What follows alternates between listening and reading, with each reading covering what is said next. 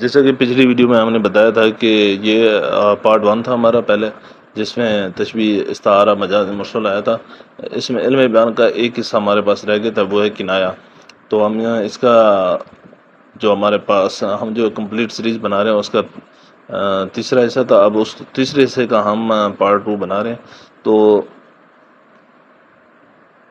وہ ویڈیو بھی آپ کو پسند آئی ہوگی، اگر اس کے حوالے سے بھی کوئی سوال ہو آپ پوچھ سکتے ہیں، اور اس ویڈیو کو بھی پورا دیکھیے گا، اس کے حوالے سے بھی کوئی سوال ہو تو آپ پوچھ سکتے ہیں۔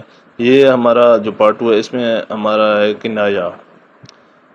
علم بیان کی اصطلاح میں کنایا وہ لفظ ہے جس کے معنی حقیقی مراد نہ ہوں بلکہ غیر حقیقی مراد ہوں، اور وہاں حقیقی اور مجازی دونوں معنی مراد لیے جا سکیں تو اسے کنایا کہتے ہیں۔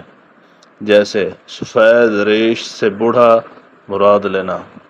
کنایا میں مرادی معنوں کو معنی لازم کہتے ہیں اور حقیقی معنوں کو معنی ملزوم کہتے ہیں۔ اور کنایا قریب، جس میں لازم و ملزوم تک فاصلہ نہ ہو، جو جلد سمجھ آ جائے۔ مثلا سفید ریش کہہ کر مراد بوڑھا لینا۔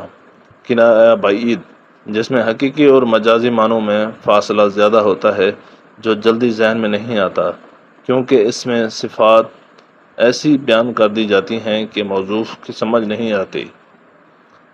ساقی وہ دے ہمیں کہ ہوں جس کے سبب ہم، محفل میں آب و آتش و خورشید ایک جا۔ اس میں معنی بعید شراب ہے۔ اور اس کے بعد ہے کہ کنایا تعریض، ایسے کنایوں کو کہتے ہیں جس میں موصوف مرقود نہ ہو، قرینے سے جلد ہی سمجھ آ جائے۔ اگر بات کا رخ تمہاری طرف ہو تو میرا منہ کالا، اور مراد بات اسی کی ہی ہو۔ کنایا تلوی، وہ کنایا جس میں لازم ملزوم تک کئی واسطے ہوں۔ اس کا چولہا ٹھنڈا ہے، مراد نہایت ہی کنجوس کرانا ہے۔ اور اس کے بعد ہے کہ کنایا رمز، ایسا کنایا جس میں لازم و ملزوم تک واسطے زیادہ نہ ہوں لیکن کشیدگی ہو۔ میں نے مجنوں پہ لڑکپن میں اسد سنگ اٹھایا تھا کہ سر یاد آیا۔ اس میں شاعر کہتا ہے کہ جب بچے مجنوں کو پتھر مار رہے تھے، میں نے جب مجنوں کو مارنے کے لیے پتھر اٹھایا تو مجھے اپنا سر یاد آیا، کہیں آگے کو میرے ساتھ ہی ایسا نہ ہو۔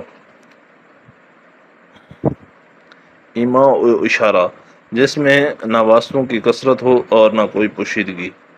جوا ان کی دن رات کی دل لگی تھی، شراب گویا ان کی کٹی میں پڑی تھی۔ کٹی سے مراد ابتدائی عمر سے شراب کا عادی ہونا۔